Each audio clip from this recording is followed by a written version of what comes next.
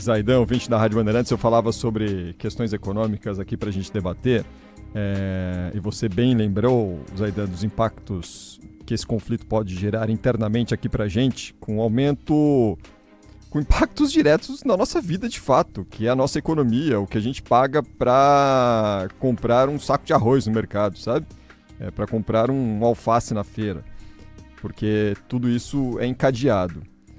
E a gente falava sobre os efeitos disso para a inflação. A gente sabe que a inflação é um ponto sensível na discussão dos juros. E por que eu levantei essa lebre? Porque mesmo com os juros na casa dos 15% ao ano, no maior patamar em 20 anos aqui no Brasil, olha, por incrível que pareça, a economia brasileira conseguiu crescer no ano passado. Hoje o IBGE divulgou o resultado do Produto Interno Bruto de 2025, com um crescimento de 2,3%. É uma desaceleração em relação ao que foi registrado em 2024, quando o crescimento do país foi de 3,4%, mas ainda assim um resultado positivo. O que chamou atenção é que no quarto trimestre, ou seja, no fim do ano, o PIB teve variação de apenas 0,1% em relação ao terceiro trimestre de 2025, que sugere que a gente comece esse ano com uma economia bastante desacelerada para a gente tocar o ano que vem pela frente, né? O que influenciou na economia no ano passado? Agro, 11,7%. O produto industrial também fechou 2025 alta de 1,4%.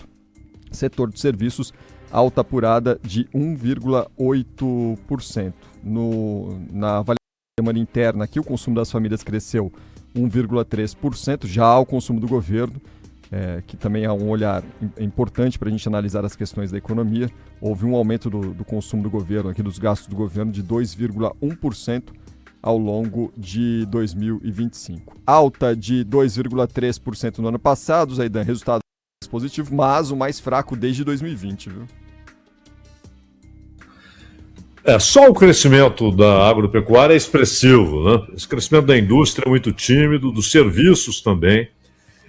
E vale notar, né, Panvec, que este ano você não tem incrementos excepcionais, liberação de fundo de garantia, algumas liberações excepcionais de crédito que acabam incrementando o consumo.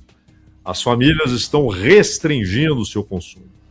E é uma consequência direta da Selic nas alturas, né, na estratosfera, a segunda maior taxa real de juros do mundo, e em termos também escandalosa, 15%.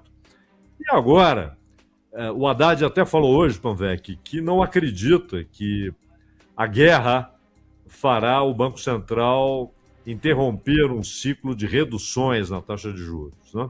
Ou se tornará refratária a um ciclo de reduções na taxa de juros. Não sei, não. Não sei, não. A guerra pode ser decisiva na reunião do Copom agora no mês de março.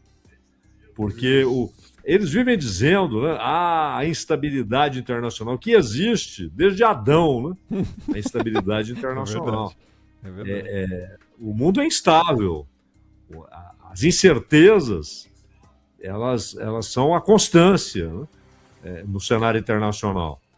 Guerras, epidemias, crises econômicas.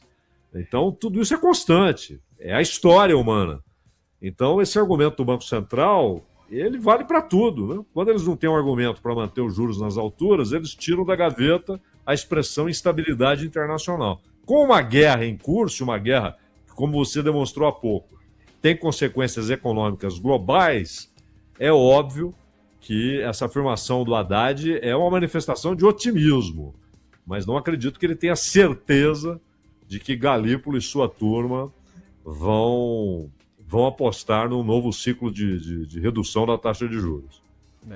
É algo que não dá para apostar mesmo, não. Justamente, como você destacou, tendo em mente o que são essas atas de reuniões do Copom ao longo dos últimos tempos, né? Sempre quando a gente imagina que o cenário aqui já está ok, sempre vem essa questão de instabilidade internacional, pressão inflacionária que ainda continua no horizonte.